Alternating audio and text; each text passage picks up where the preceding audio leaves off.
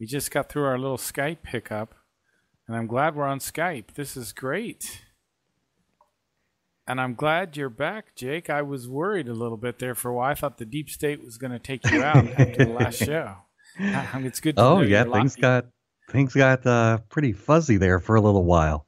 Did they? Did you want to just talk about it at all, or? Well, sure. I had gotten really deep into this Las Vegas investigation. I really set aside everything else that I was working on and focused almost exclusively on Las Vegas for close to 6 months.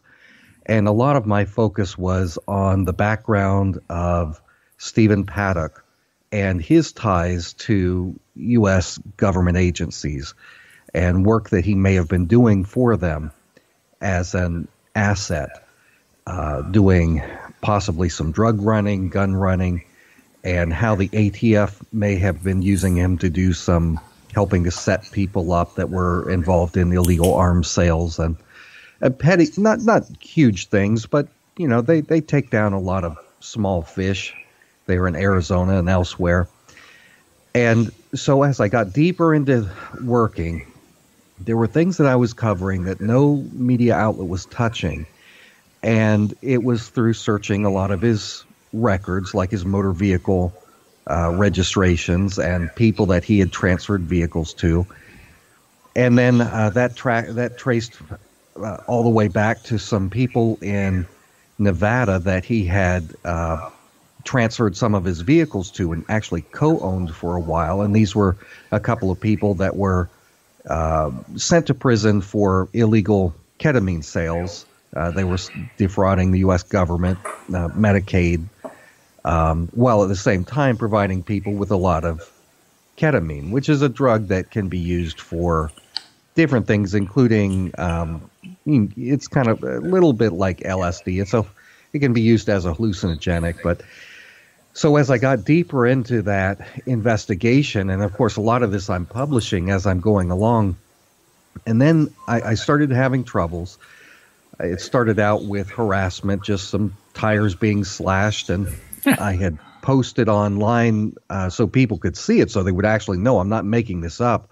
I put online pictures of some of the vandalism and the pictures of the police walking around my property doing an investigation and the police reports and everything. And the next thing that happened was when some of the predictions that I had made based on the research I had done, I made certain predictions that to me would have confirmed that Stephen Paddock was in fact linked to the FBI or to the ATF if certain things came to pass. And when those things started happening as a result of the media, they're in Nevada, started suing MGM to get them to release, started suing the LVMPD, the Las Vegas Metro Police Department, to get them to release certain things, certain findings. Well, as those findings started to come out, they were verifying right down to the exact day some of the material that I had put out. I had predicted that we would eventually find out that Stephen Paddock was in a certain city on a certain day and that he was involved in doing weapons transfers on that day. And so when the name of that individual actually came out as a matter of public record, and then they went in and arrested this guy and, to shut him up real quick, I thought, geez, dang it, I was right about some of this. As an investigator, of course, you have your gut instinct and then you have the research.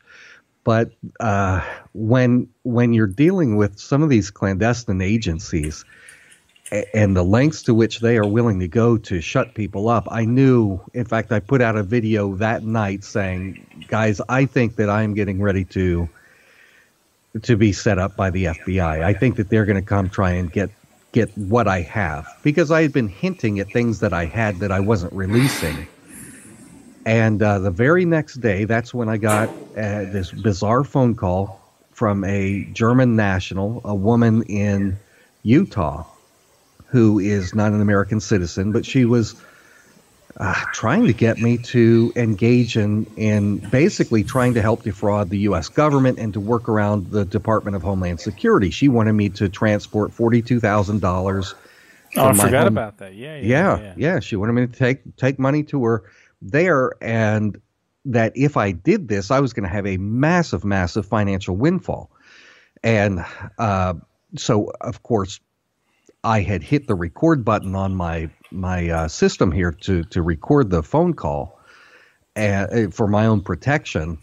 And when the phone call was over, I started looking up this woman, her history, and found that she had been investigated for years by the Utah Department of the Commerce Department. Basically, they handle things like fraud and stuff like that. And so I called them. I called the state and said, there's this woman, Ingeborg Del Vecchio was her name, Ingeborg Del Vecchio. Mm-hmm. And I said, I've looked at the court records online, and I see that you've taken her to court a few times, and you've busted some of her lackeys, some of the people that have worked with her, and you put them away in prison for these massive fraud schemes. I mean, this woman has bilked people out of over $500 million. This incredible. Is not like a small-time criminal. This is a big-time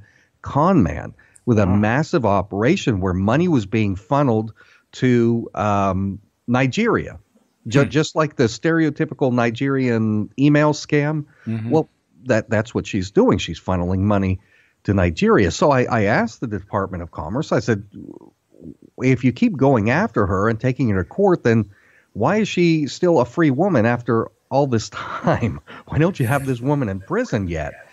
And they said, well, we've actually got two open investigations. We're doing the best we can, but we keep running into roadblocks. And they said, so here's what we're going to do. I had told them that I had evidence that could help in putting her away, which was my recording, because it's very clear in the recording. She's just coming right out asking me to commit crimes.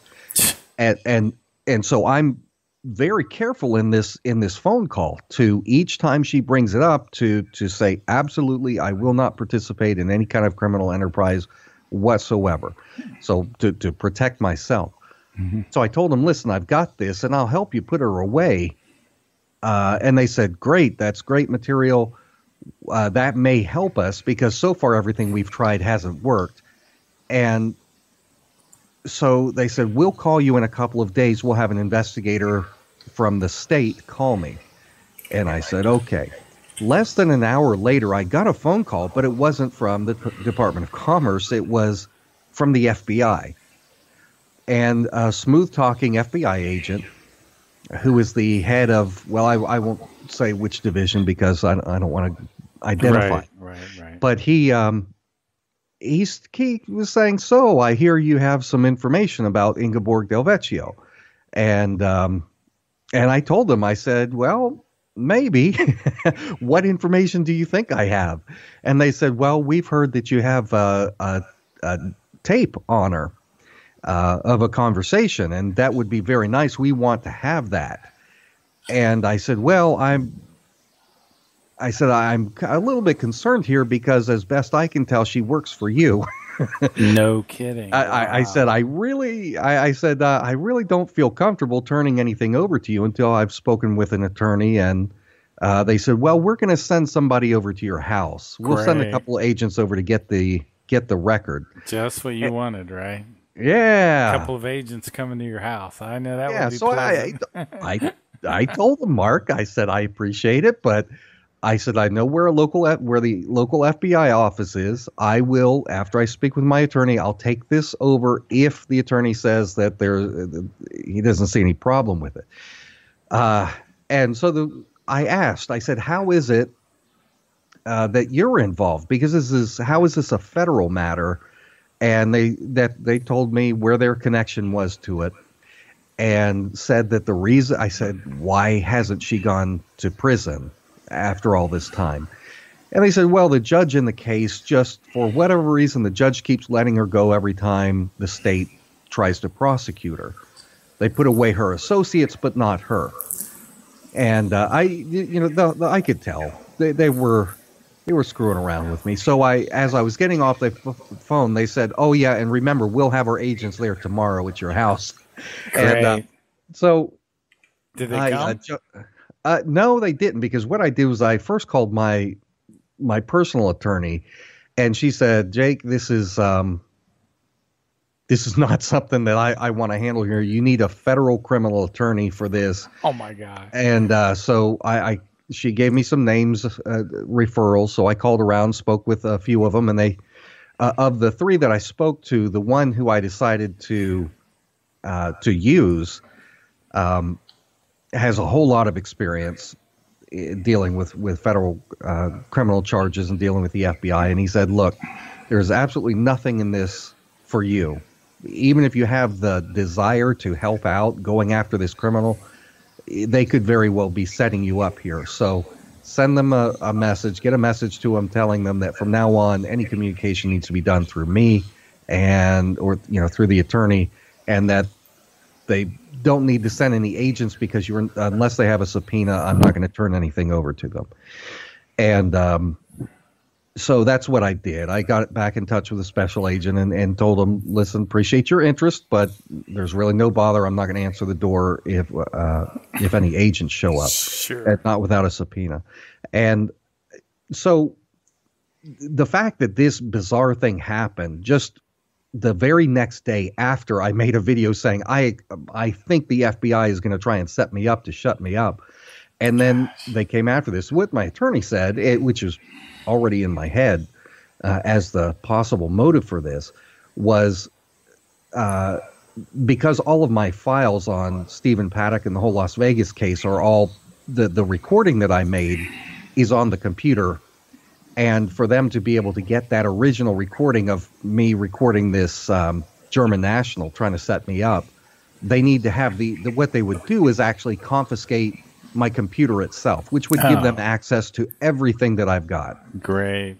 So that was pretty much what I had expected. So things got hairy. It was pretty troubling there for a little while because I've had run-ins with the FBI in the past. And I know how they operate, and they will take innocent people and throw them behind bars just to get what they want. They don't care about collateral damage, and so I backed off largely from clearly that's what they were after, was they didn't want me to out that information. And that was also just a week or so after that is when I had another guy named Evan McMullen from Utah, from the same area that this German national was from the same place. It was the FBI in Salt Lake City that had contacted me. And next thing I know, there's this guy named Evan McMullen, no relation to the presidential candidate, the CIA agent who ran for president against Trump there in Utah back in 2016. Anyway, this guy shows up on my lawn saying that he's a satanic ritual abuse survivor, and he wants to tell me the story. But I had told him, he called me in advance and said, "I'm coming. I'm flying out to your house, and people are trying to kill me." And I said, "Dude, if somebody is trying to kill you, the last place I want you to go is to my house where my children are. Right. Don't come to my house." Right. And sure enough, next day he showed up. And so Wow. I had to chase him off the property with a bat. No kidding. Yeah, it was pretty intense. And then at the same time there was a guy who was involved somewhat, one of these I don't know, say pseudo investigators on YouTube that was spreading a bunch of false information about the Vegas thing, completely making up untrue stories. And anyway, him and one of his toadies, they really got into harassing me, and it was constant. I was getting death threats. So they were attacking you. It was hardcore. I mean, I had about a week where it was all day, every day. Oh man, these people got to get a life. What's wrong with these people? So But they didn't like the content of your videos? No, it wasn't. Well, it's not that they didn't like the content. It's that what I was doing was exposing some of these FBI plants. That they were purposely putting out disinformation. For example, this one guy had put out information claiming to have all this secret intel about how what happened in Las Vegas was the FBI trying to thwart an attack on the Saudi crown prince, who was supposedly at one of the hotels there, and the FBI did all kinds of stuff. And this guy was claiming that he was part of a crack team that was operating a predator drone, over Las Vegas, and was going to use the drone to assassinate these people that carried out the Vegas attack. So I got looking at the claims he was making, and I investigated it. And what I dug up were the actual FAA records showing that the flight records. There was a plane circling overhead during this time, but it wasn't a predator drone. Right. What it was an FBI surveillance plane. It was a Cessna, and I did a whole report about it showing all the details. And what this plane was doing was collecting all of the phone data from the people that were staying at the Mandalay Bay on the night of the shooting, collecting just hundreds and hundreds and hundreds of cell phone records. And so I put out a report on that, and basically exposing that the FBI was much more involved than what they were telling us, and that it was dirty what they were doing. And so basically there was a big disinformation campaign to try and steer people off track from what was really going on there. Well, and they were trying to shut me up. Let me send you something in the Skype here. Something else for you to investigate if you get time. Can you see that? Let's see here. Emery Smith. Yes. Is this nonsense? I want you to find that out. If you ever get any free time, sounds like you're pretty damn busy, but underground bases, secret space program. If you want to go down the rabbit hole a little farther, do something a little different, I don't know. You could try that. I'd be glad, very interested to. Either way it goes is fine with me. If you find it to be total nonsense, you probably won't have time, but I'll look at it. It looks intriguing. Oh, it's not boring. Watch that video. It's not boring at all. But so I just wanted you to check into that. But tonight I want to talk a little bit about these cruise missiles. We've learned about these cruise missiles that were shot at targets in Syria. And the more I think about the whole thing, what I'm wondering is, can you really destroy chemical weapons with bombs and missiles? I would think that chemical weapons would have to be exploded underground or something in a very controlled way, or you'd be asking for an environmental disaster. Can you comment on that, Jake?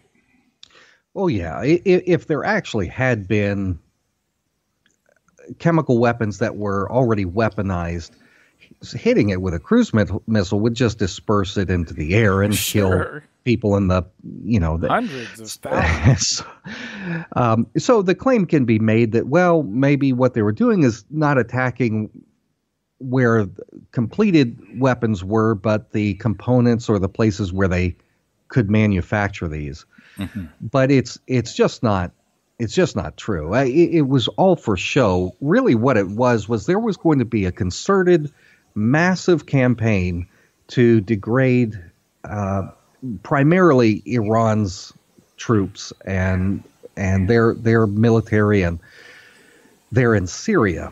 All of this stuff in Syria really has less to do about Syria and more to do with Iran. This is part of a long-term strategy against Iran.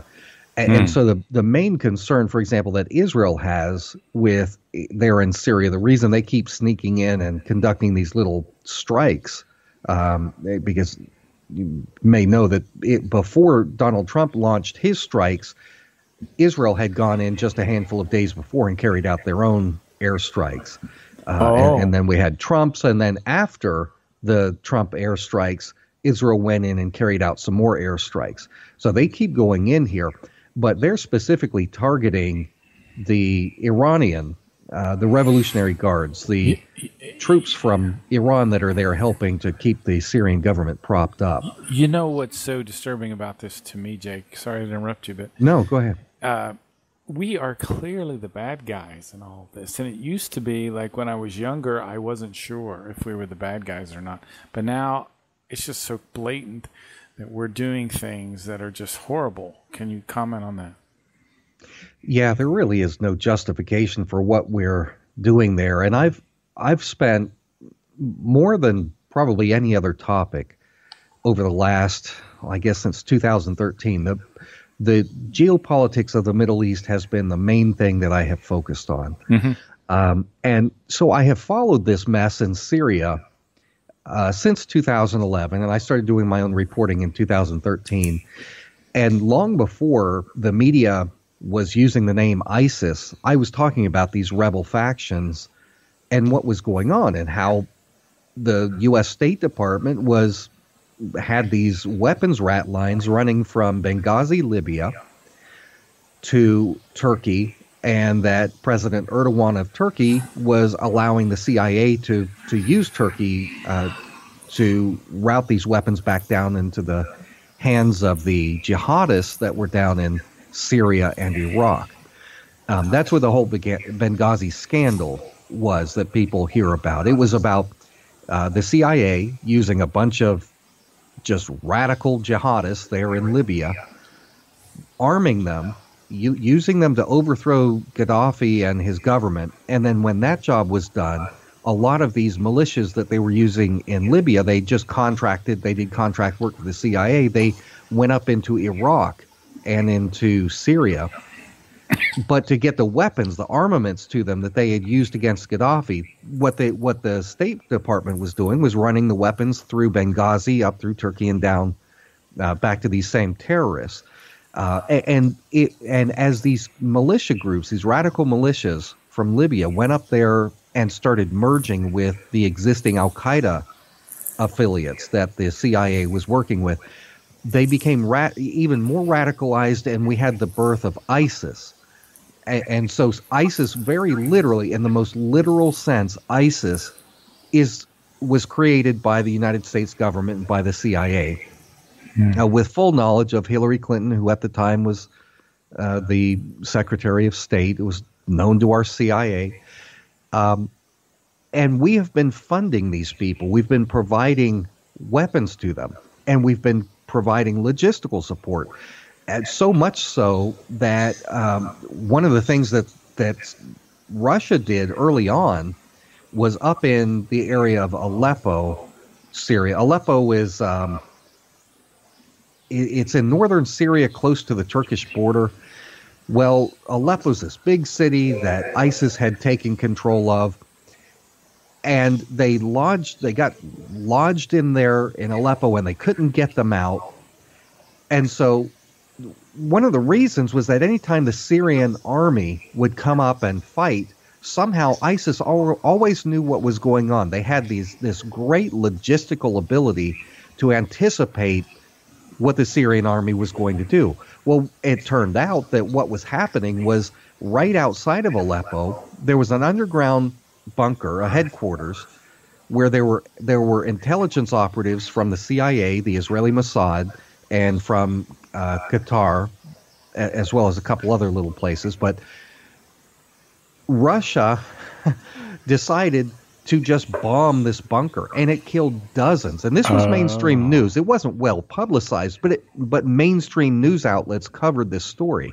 And so Russia ended up killing a lot of these CIA and Mossad agents, because what they were doing is they were the ones, the CIA was feeding the information, the military activities of the Syrian Arab Army to the ISIS fighters in Aleppo to ensure that ISIS could retain its hold on Aleppo. And so Russia said enough of that, and they bombed them and killed dozens of them. And eventually, through Russia's help to Syria, they were able to get ISIS out of Aleppo. And just recently, one of the next biggest areas they had people in, the U.S.-backed rebels, was down there in eastern Ghouta, primarily in the city of Douma, and that's what all of this stuff that Donald Trump was talking about is over. The Syrian Arab Army had finally managed to basically bring the existing rebels that were there, that had been there since about 2012, 2013, finally got them whittled down to where they were going to lose. The name of the group is Jaish al-Islam, which means the Army of Islam, that had taken control. But these people were brutal. I've put videos on my channel, my YouTube channel, showing these people, the rebels that the U.S. was funding, taking the local civilians, took 700 of them, and they took 100 cages, these great big cages. They put 7 civilians in each cage, and then they moved the cages around the city in strategic locations where the Syrian army was trying to conduct airstrikes. And they put the civilians there so that they had human shields. Jeez. Well, eventually, with Russia's help, Iran's help, the Syrian army got them to the point that they said, look, if you will guarantee us safe passage, we'll leave. And that is the point at which we had this alleged chemical weapons attack, which kind of renewed everything. They had basically surrendered. They had already begun to release people, and it was at the loss of this strategic location. That's when the United States and France and the UK came in and started these cruise missile strikes, which kind of emboldened Jaish al-Islam. They tried to resist a little longer. Syria routed them and got them out of there. But still, I don't see how any red-blooded American can cheer for the United States in this. I can't either. It's grossly immoral. And I'm not anti-American. The reason that I feel so strongly about what's happening is because I am so pro-American. I grew up loving my country, and I still do. I feel fiercely loyal to the United States. But I know that what degrades the United States is bad behaviors. When we have crooked or corrupt people come into power in our government, and these people do bad things in the name of the American people, it's not my country or my countrymen or our military that I'm against.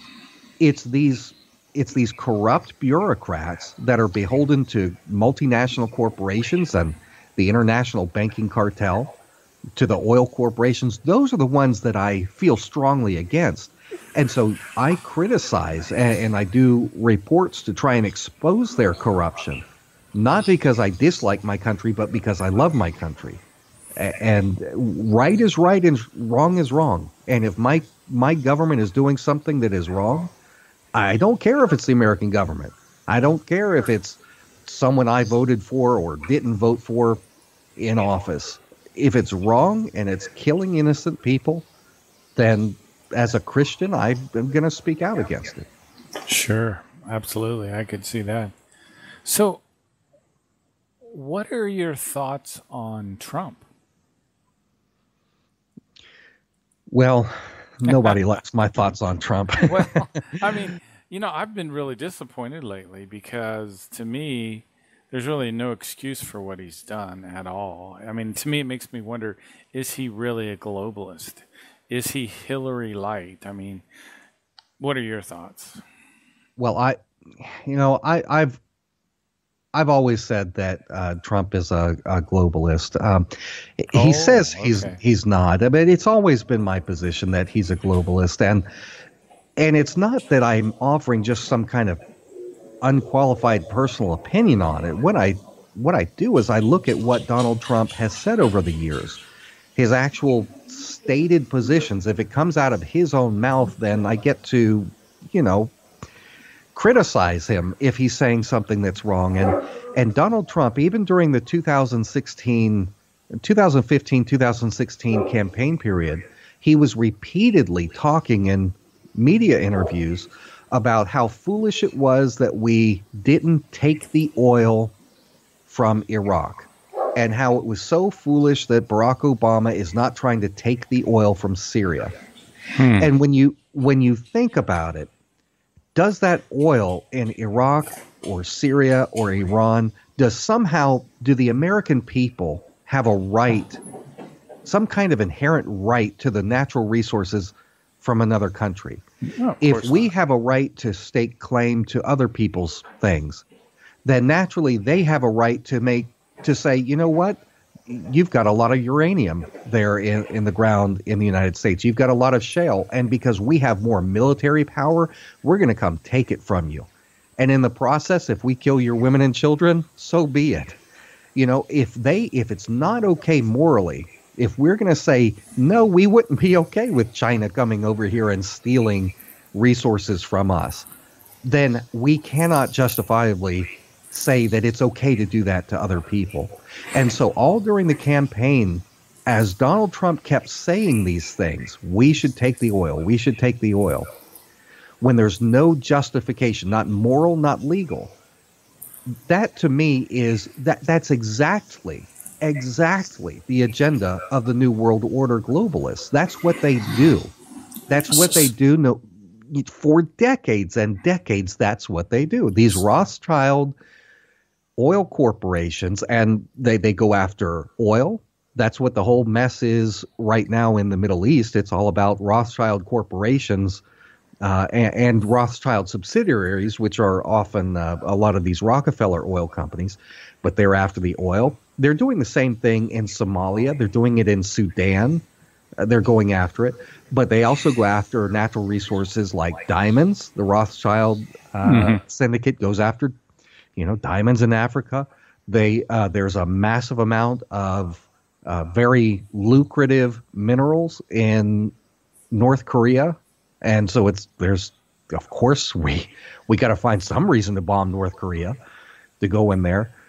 So Donald Trump, when he is saying these things as a candidate and now as president, he's actually doing them. To me, it's not inconsistent. A lot of Trump supporters say, oh, I voted for him because he was like this, but now he's like this. Well, I disagree. I always saw that in Donald Trump because I actually listened to his words and thought through the ramifications in actual policy for Donald Trump to gain control of the oil of Iraq or Syria. What would that entail? Well, it would entail some kind of unjust military action. Tremendous, military. Yeah. So to me, Trump has always been a globalist, and in his own words, he said that he's a nationalist and a globalist. That was in mainstream news that he says that. So you can't be a nationalist and a globalist. That's like saying I'm a Democrat and a Republican. You're one or the other. Maybe you have a mix of things, but you can't be polar opposite because they're two different philosophies. So with Hillary, we probably would have had nuclear war by now against Russia.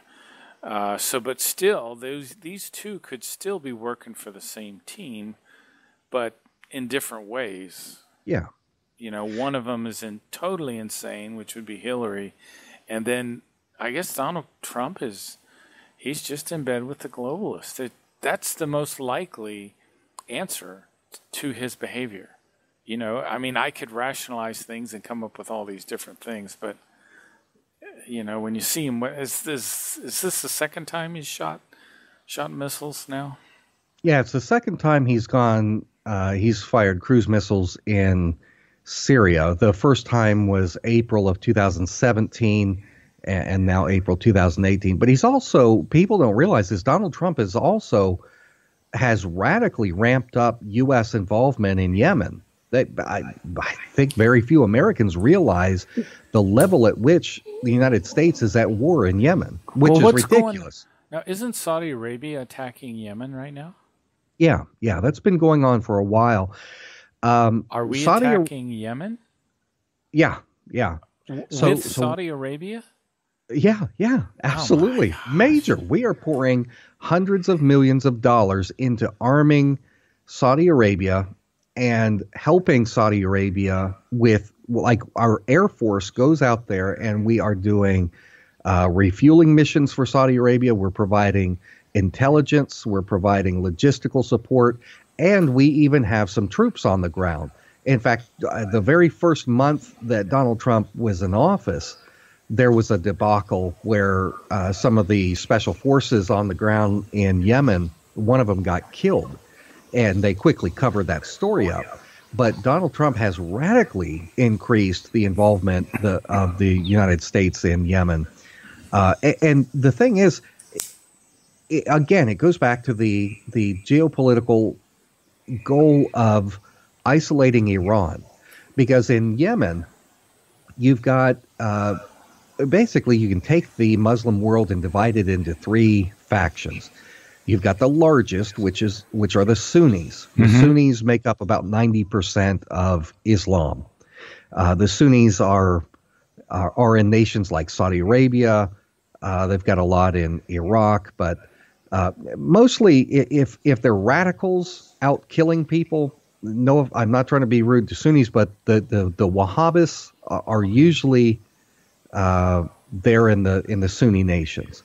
Then you've got the minority group, which are the Shiites. That's the next largest group. They make up maybe 15% in the whole world's population. There's a lot in Syria. There's a lot in Iraq. But the most of them are in Iran. I'd say probably 80% of the world's Shiites are in Iran. But down in Yemen, there's also a very large group of Shiites. So Yemen is, if you think of the Saudi Arabia as being in the shape of a boot, Yemen forms the heel of that boot geographically. Well, Saudi Arabia, in order to keep Iran from having influence down there in Yemen, what Saudi Arabia does to these little states around it, like Bahrain and elsewhere, is they go in and they install Sunni puppets. And so in Yemen, they had installed a Sunni leader, a Sunni king. The Yemeni people, a group of them called the Houthis, they got tired of Saudi Arabia manipulating their country through their puppet, this Sunni puppet. So they chased him out of the country and took control of the Yemeni government. When that happened, that really ticked off Saudi Arabia. So they say, well, we've got to gain control of Yemen again. So they decided to go to war against the Houthis down in Yemen. But because the Houthis are essentially Shiites, what's happening is Iran is providing missiles and weapons and financial support to the Yemeni Houthis, while Saudi Arabia is trying to knock them out and reinstall a Sunni leader. So the United States is helping Saudi Arabia in that war. Terrible. But Saudi Arabia is, if I could pick one nation on the entire planet that is the most ruthless, barbaric government. Evil. After Israel, I would say it's Saudi Arabia. And I know that's going to tick a lot of people off, but it's the truth, and I'm not backing down from it. Wow. But Saudi Arabia's led, they've got a king named King Salman. King Salman is pretty old. He's got dementia. And so his son, who's only in his early 30s, whose name is Crown Prince Mohammed bin Salman.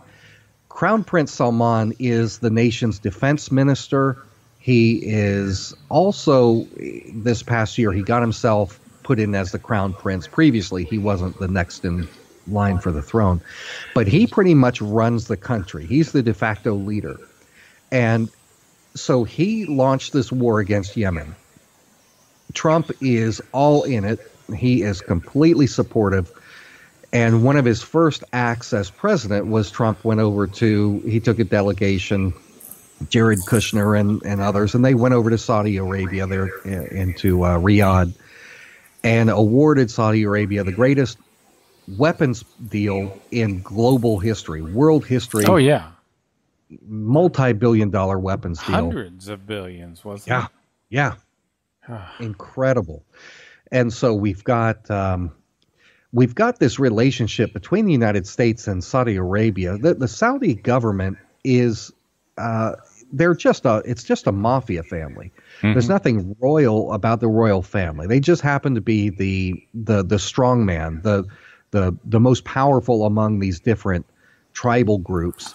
And they came to power, and they worked out a deal with the United States in which we get preferred oil prices, and they insist on selling oil in U.S. dollars, and that creates something called the petrodollar. When the entire world has to buy oil, everyone in the world needs oil. And so if you you can only buy oil with U.S. dollars, that means there is going to be a perpetual, constant, never-ending demand for the U.S. dollar. And that keeps our dollar very, very strong. So that's the deal. The Saudis say, we will continue to insist that the world has to buy our stuff in U.S. dollars, but you have to keep us in power. Basically, the U.S. military has to agree to be the bodyguard of the House of Saud there in Saudi Arabia. And so back in the early 90s, when Saddam Hussein went from Baghdad down there, sent his troops down to Kuwait, which is kind of northeast of Saudi Arabia, when he went down there and took control of some of the Kuwaiti oil fields, Saudi Arabia was afraid that he was going to come all the way down and knock off the government in Saudi Arabia. And that is the reason why we had the Gulf War. That's what George H.W. Bush said, all right, we got to go protect our co-puppets that are there in Saudi Arabia. And they came over and they made sure that Saddam Hussein was repelled and couldn't come down to Saudi Arabia. I don't think he had any intention of going down there, but that was the pretext to degrade him. And the Saudis originally wanted the USA to just do it as a complete proxy war and knock off Saddam Hussein back in 91, 92, but that didn't happen. Let me just drastically change the topic just for a second. Have you ever researched the founding fathers? For example, Benjamin Franklin used to do like these satanic rituals and did human sacrifice, and they recently found a whole bunch of dead bodies on his land in England, and he was in this club called the Hellfire Club. And so the point of the reason I kind of brought it up in this whole discussion is from the get-go, the United States has been like this.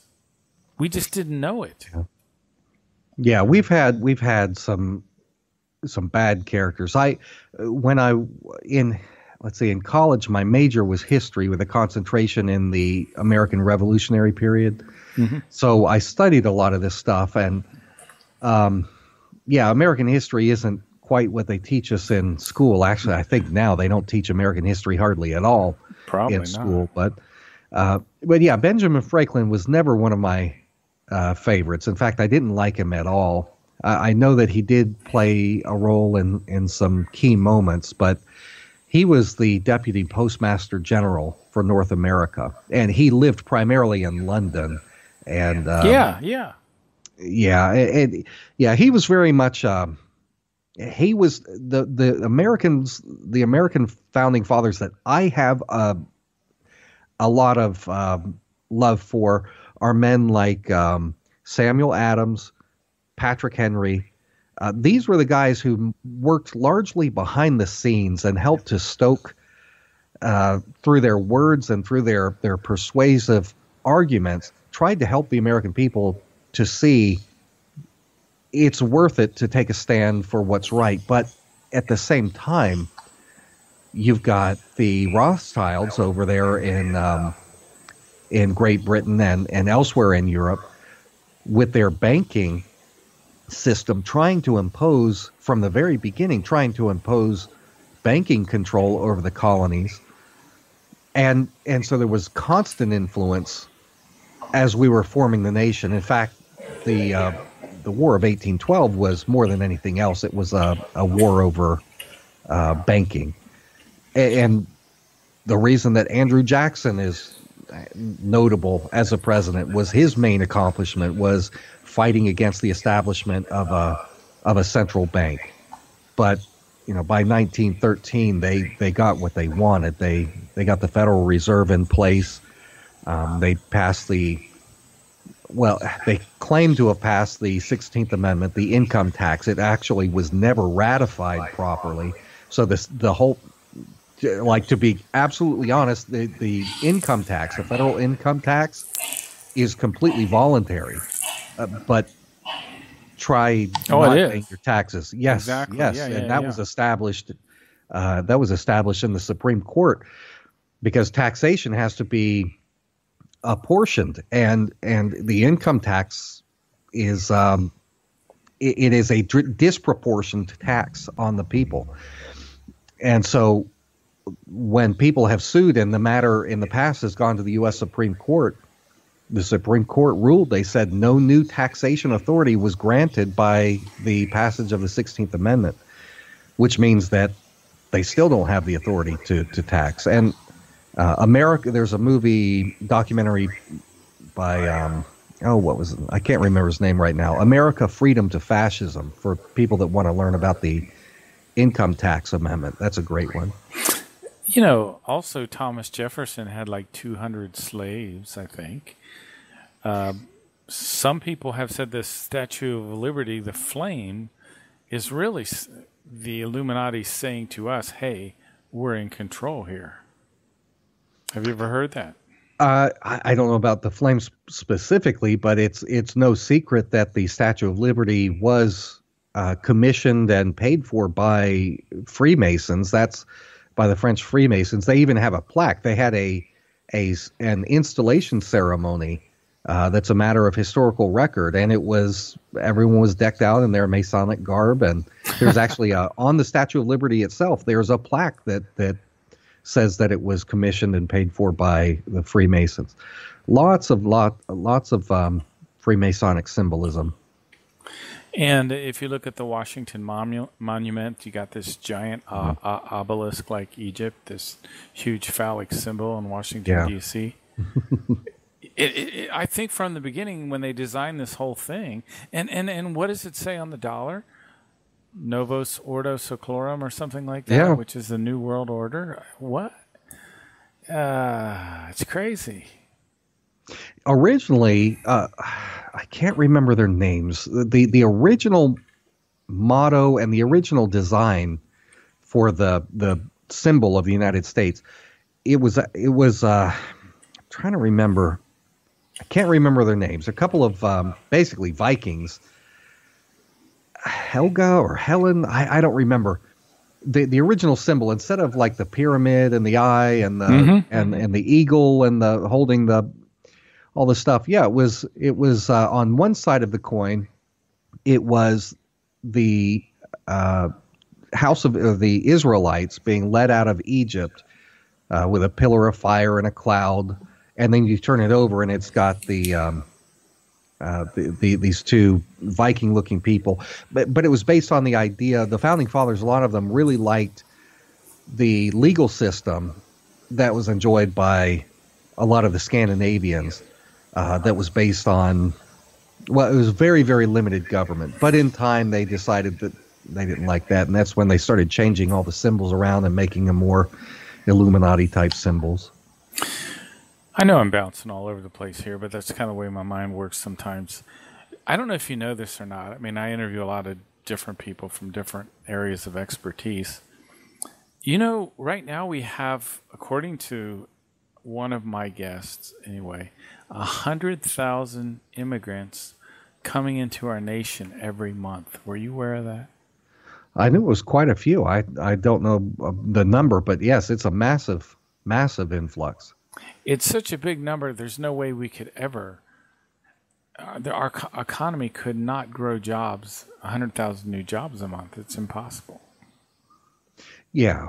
So, and the goal here with this is to flood the country, to remove the cultural identity of the country.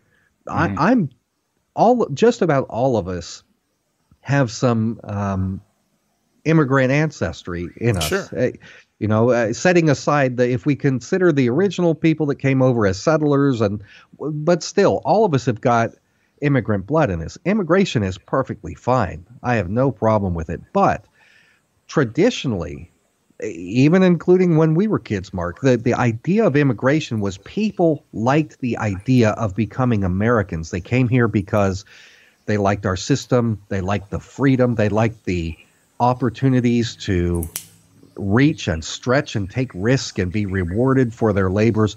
But the idea was we were a melting pot where all of these different cultures came together, melded together, and it was the melding of those different cultures that created what America is. It's the blending of it together.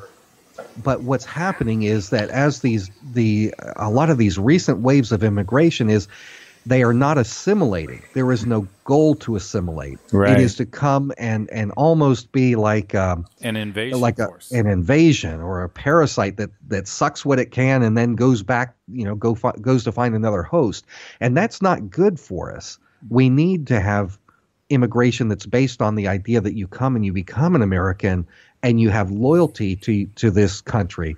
And if they can't do that, then we need to change our immigration laws, because assimilation is mandatory. If it does, history shows us, if disparate cultures come together into the same regional geography and they don't assimilate together, then what you have is friction, and we're seeing this all across Western Europe, as in massive numbers of immigrants coming from the Middle East and North Africa are coming up, but they're not trying to assimilate into Western European culture.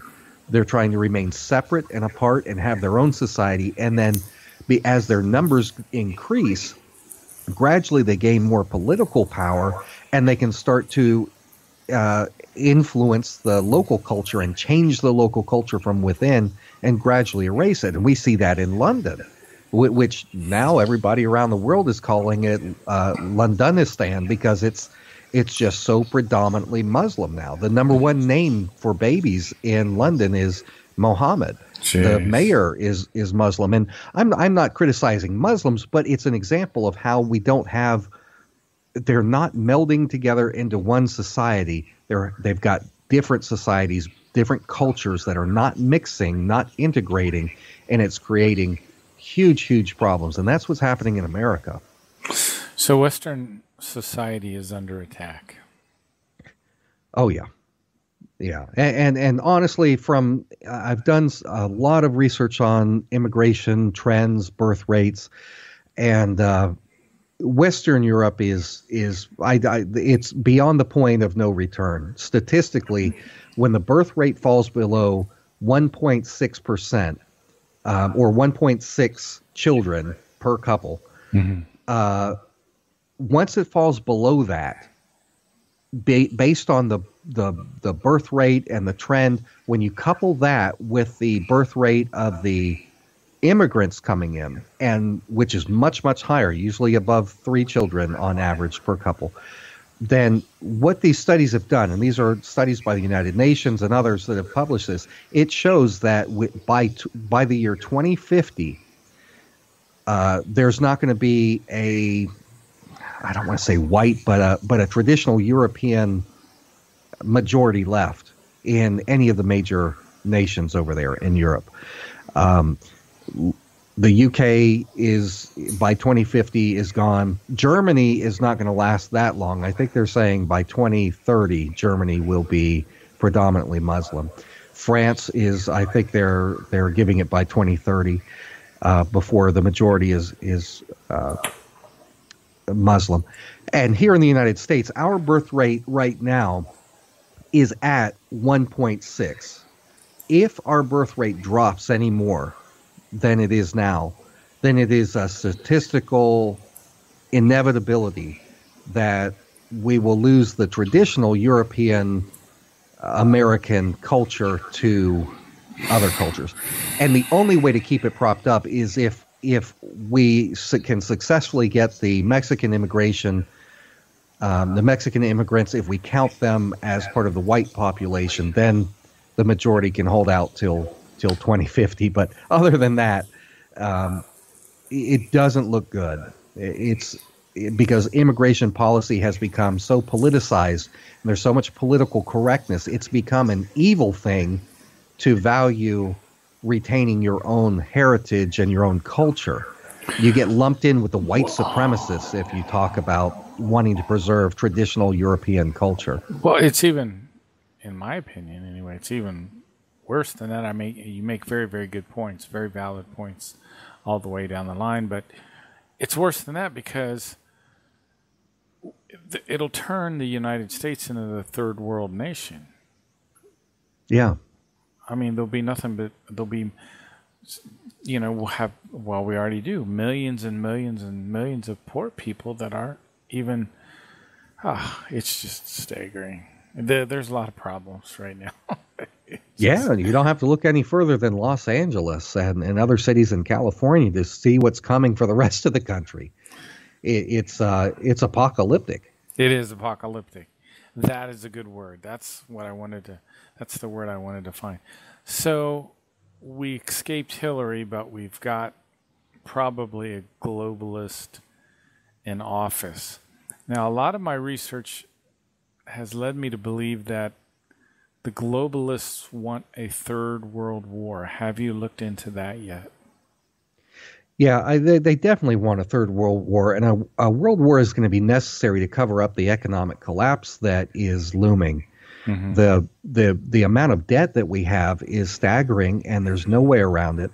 At this point, Mark, if you collect all of the income tax that Americans will pay this year, take every penny of it, not one penny of the income tax that is collected is going to go toward our military. It's not going to go toward any of our entitlement programs and none of the welfare programs, not toward infrastructure, not one penny. Every single bit of our income tax that is collected is going to go toward the interest payment on our debt. That's it. It's no different from a person who has so much credit card debt that all they can pay is their minimum payment, and they can barely pay that. But if the interest rate goes up at all, or if the debt increases and that minimum payment goes up, they won't even be able to pay that. And if that happens, you're done. And that's where we're at. There's nothing that can be done to recover from the amount of debt we have. And so what we see is that they are just expanding the debt, because that's what we have. Our whole fiat currency system is based on the expansion of debt. If you don't continue to expand the debt, then new dollars aren't created. That's how they create dollars, is when someone borrows money. But we've gotten so deep into it now that we have no hope of ever being able to pay it off. We talk about, we're burdening our grandchildren with debt. That's true in a way, but it's never going to make it that far. We don't have to wait to see our grandchildren grow up to be tax-paying adults to see what's going to happen. This thing's going to pop sometime soon, and when that does, everything's going to change. Everything as we know it, we're going to be reduced to a second world nation. It'll be unlike anything we've ever experienced. The Great Depression is going to look pretty good compared to what's going to happen. There will be massive changes geopolitically as the United States empire. It's going to be just like the implosion of Great Britain. They were such a world power. And then in just a relatively short period of time, they lost that. We're going to go much faster than that. It's not like the end of the world. We'll still continue to function. We'll still pay our taxes. We'll still do things, but we're going to be more like, England, Great Britain. Do you see World War III after the collapse? I one or the other. I've been talking about it for a handful of years now. I thought that we would have had this collapse by now. 2014, I thought was going to be when it was going to happen. Mm-hmm. When they stopped or talked about stopping the the Federal Reserve pumping out more and more money at 0% interest. But now what's happening is that we have the Federal Reserve is starting to gradually raise rates, and that's gonna lead us into recession. And you combine that with other actions that Trump is taking, for example, the tariff war that he's getting into with China. When you add all of these things together, they guarantee a recession at the very least. And just a handful of weeks ago, we saw a huge drop in the stock market, and it was a scare. And we're having these more frequently. And when you look at charts and compare it to what we saw leading up to the Great Depression before the big market crash in '29, you see very similar things. You've got this skyrocketing rate that goes up, makes no sense, nothing to undergird it to justify the rapid rise, the rapid inflation in the value of the stocks. But then you see great big drops followed by great big spikes back and forth, showing that investors don't know what's going on. And that's what's happening now. We're seeing these hiccups happen before there's going to be a crash. As far as whether or not the world war comes before or after, I don't know.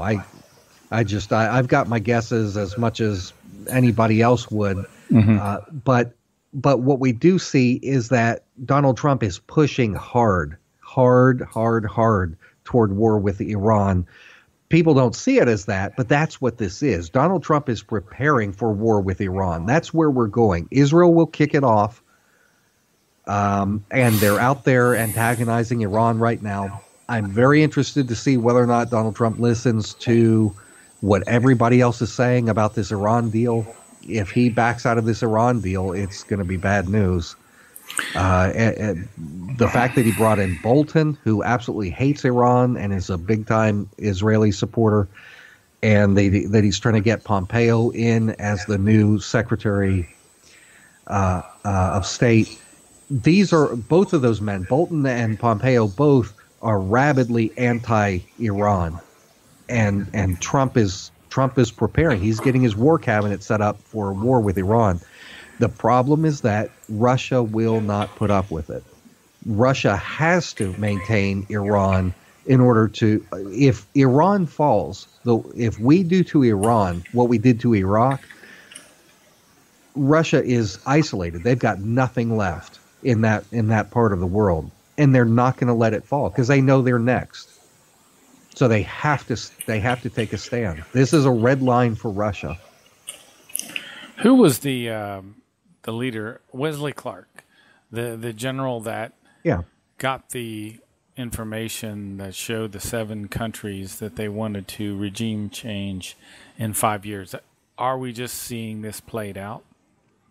Yeah, it took a little while longer. And in fact, it's funny you should bring that up. I've got right here on my desk a copy of his book. It's called A Time to Lead. And in the book, he recounts how after 9/11, just a handful of weeks afterward, he went into the Pentagon and found out that Paul Wolfowitz and Dick Cheney and Donald Rumsfeld had this big plan to knock off all these nations. And we were going to hit them fast. The goal was to have these 7 nations knocked off within 5 years, but Iraq became such a debacle. They had to slow it down because clearly we couldn't fight all these wars with as mired down as we had gotten there in Iraq. But right now we are in most of those countries. We've already taken control of Afghanistan. We took control of Iraq. We are currently fighting in Syria, trying to knock them off. One of them was Libya. We knocked off Libya. And then Sudan was one of them, and we're in Sudan right now. CIA is conducting a lot of drone strikes in Sudan. They're supporting al-Shabaab, which is basically the Al-Qaeda in Somalia. And so it's not that they're not carrying these plans out. It's just that we don't hear about them because the mainstream media is complicit and they don't tell us what's going on. Right. You have to go to outside sources, news outlet. I spend the vast majority of my time reading news from around the world outside of the United States.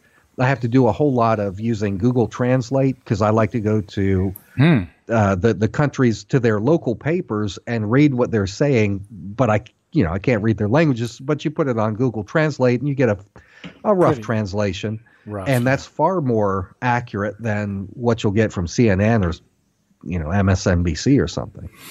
Oh boy, yeah, it's crazy, and I guess this whole demonization of Russia is part of the lead into World War III too. Yeah. Russia is Russian TV came out. Their biggest channel in Russia is called Channel One, and they sent a film crew out to my house Friday. Really? And yeah, they. I'm a nobody here in the United States, but I'm Russia Today. Russia Today came to your. No, not Russia Today. Russia Today is big, but they're not one of the biggest ones in Russia. Oh, okay. This is called Channel One. It would be like the CNN of Russia. It's their biggest network there. Yeah, I've spoken with Russia Today. I've got 2 or 3 different Russian news networks that interview me for segments. But anyway, they had come out, and the main thing they wanted to talk about was Syria and essentially the propaganda against Syria here in America, and what the perception of the whole Syrian thing is from an American perspective. And we talked a lot about how the average American, if they're only getting their news from the major networks, they have no idea what's going on over there. Mm-hmm. Fortunately, a lot of people on channels on like YouTube who are accessing information other than CNN, they've got a better idea. But still, in general, most Americans just don't know the extent that our government is carrying out war and military operations and drone strikes in other countries. It's insane. Wow. Yeah, you're right. Gosh, it's hard to believe that we've gone this far. I mean, I can't believe. Well, I'm glad for you that you're getting this notoriety, but isn't it? When I try to think of I have no idea what the average person thinks anymore. I couldn't even begin to tell you. Yeah, I get a lot of feedback from people on YouTube. Excuse me.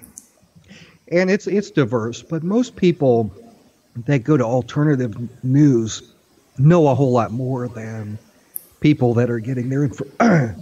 I'm choking on my tea. Oh, I was really? drinking herbal tea and it went down my windpipe. Oh, but they know a whole lot more. And I think that's good, because when I first started doing this reporting back in 2013 on what was going on in the Middle East and the role that the United States was playing, 75%, 2/3 of the people would say, Jake, you're an idiot. You have no idea what you're talking about. The United States isn't supporting rebels in Syria. That would be treasonous. Of course, we're not supporting ISIS or anything. Well, now most people that are informed on it at all, they know, okay, yeah, we are doing that. Wow. Don't know why, but yeah, I acknowledge that that's happening. So people are coming around, and that's one of the major reasons that there is such a heavy crackdown on independent voices on YouTube and Google.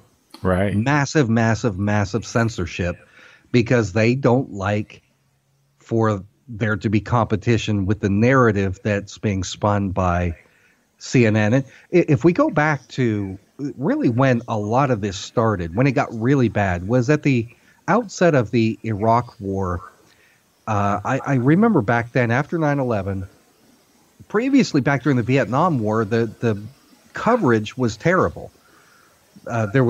You always saw the caskets of soldiers coming home. You heard horrible stories, and the public largely was against the Vietnam War. Yeah. So to handle it differently, when they were getting ready to launch this series of wars, the War on Terror, what they did was they took the mainstream media and they decided to embed them with the actual troops. And so CNN and Fox News and everybody, they could have their reporters right there inside some of these units going around fighting. I remember that. With the understanding that they,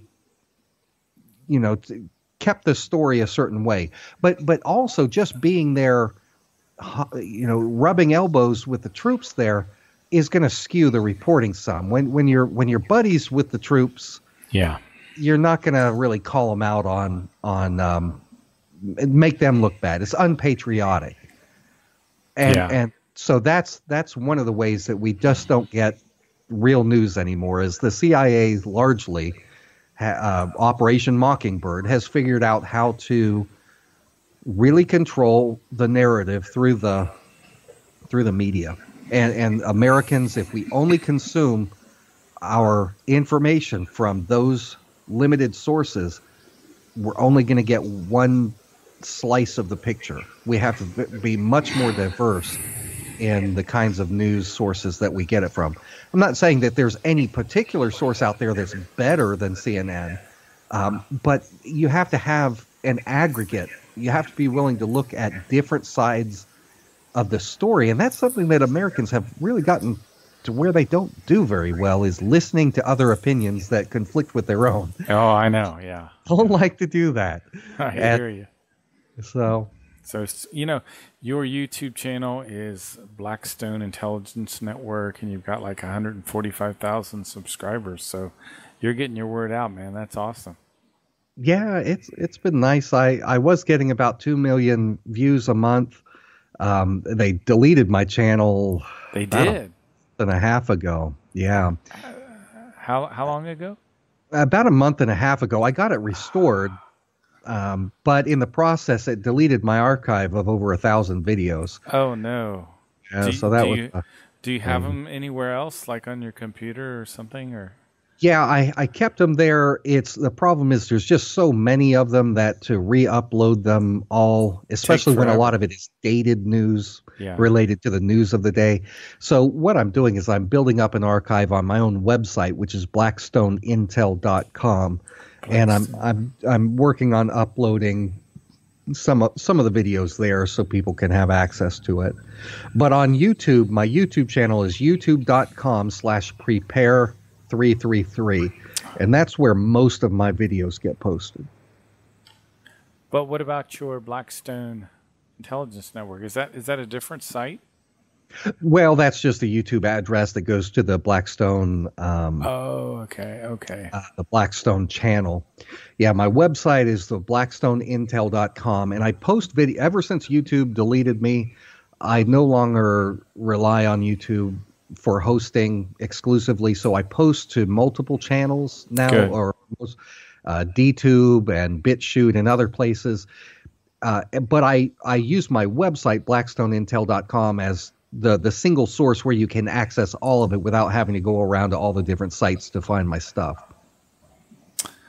Jake, great work. Thanks, man. I won't keep you any later. I always enjoy talking to you. Have a good evening, sir. Hey, thanks so much, Mark. Take care. Bye-bye.